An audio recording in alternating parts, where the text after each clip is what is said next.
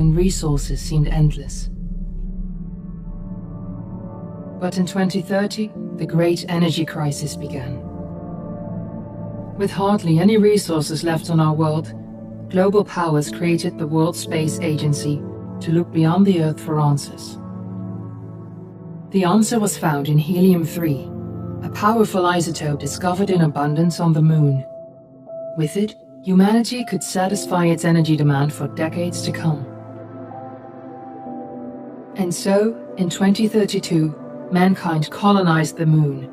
Spearheaded by the Lunar Council, the WSA constructed several permanent settlements to harvest and process helium-3. The resulting energy was transferred to Earth through a revolutionary energy network, the Microwave Power Transmission, or MPT. For a time, all seemed well. Then, one fateful night in 2054, the lights went out. No energy. The MPT had gone offline, and communication with the lunar colonist was lost. Without earthly resources to launch a full-scale rescue mission to the Moon, the World Space Agency was shut down permanently in 2055. But a small group of former WSA colonists refused to accept humanity's bleak future. Determined to discover the colony's fate and to restore the MPT, they've been preparing their mission in an abandoned desert launch facility. Now, in 2059, they are ready to launch an astronaut to the Moon. What awaits is unknown and unforeseeable, but the mission is clear. Deliver us the Moon.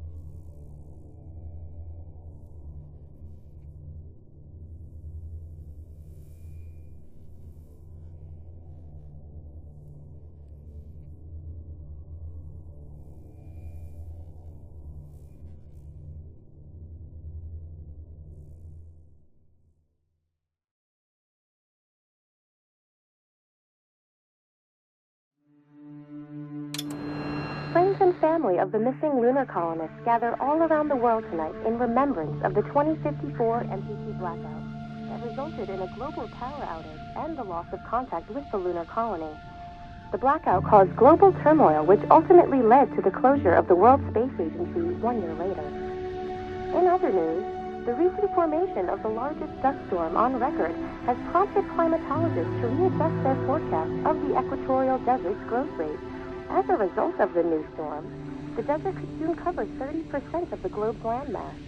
Several governments have pledged support for refugees despite reports of resource shortages. The dust storm is expected to hit residential zones between the northern 49th and 50th latitude lines by late afternoon and pass over the World Space Agency's former MPT ground station in the Adirau Desert. Authorities have imposed a mandatory evacuation of the impacted areas. For countries north of the equatorial desert, temperatures are expected to be a mild 46 degrees Celsius. This was Nicole Tate for World News 1, September 16, 2059. Wishing you a safe and happy day.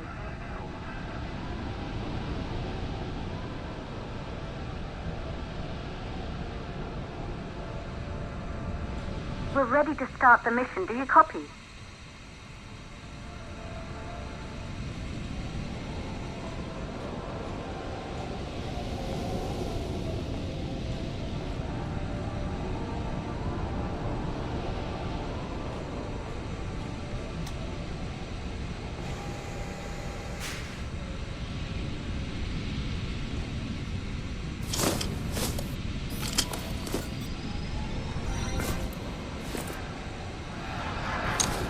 Ground control to Fortuna 1, this is Claire. Please confirm radio contact.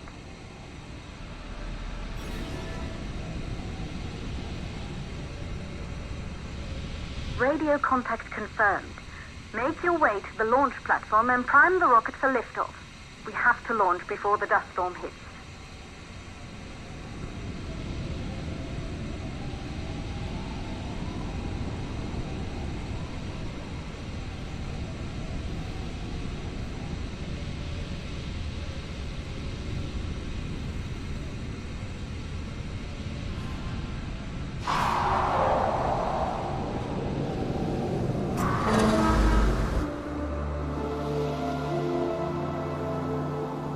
There she is, the Taurus 5.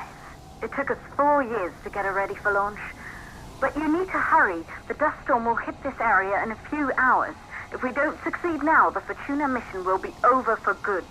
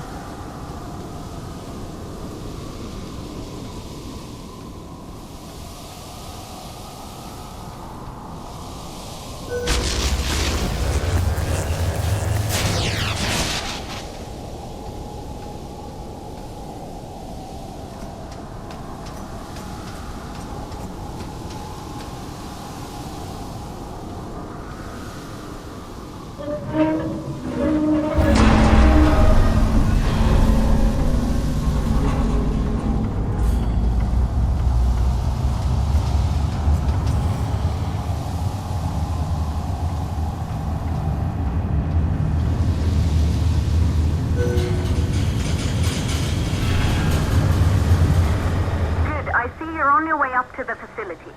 The control center is located on the top floor. There you can prime the rocket for launch.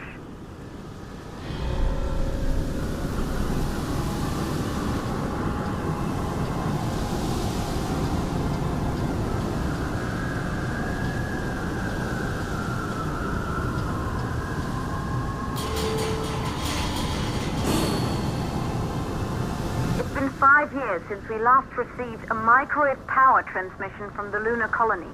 At first, no one believed it would be possible to transmit energy from the moon back to Earth. But the WSA proved the skeptics wrong. Just like you will, when you get the MPT back online.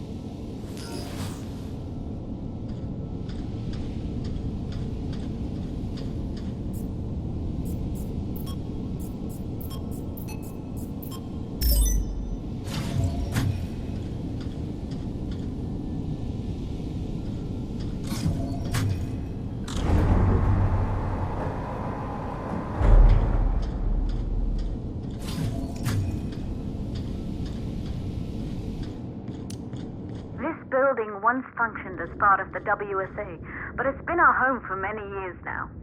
I still can't believe you'll be leaving here for good soon. The desertification of this whole region won't take long after the storm passes through.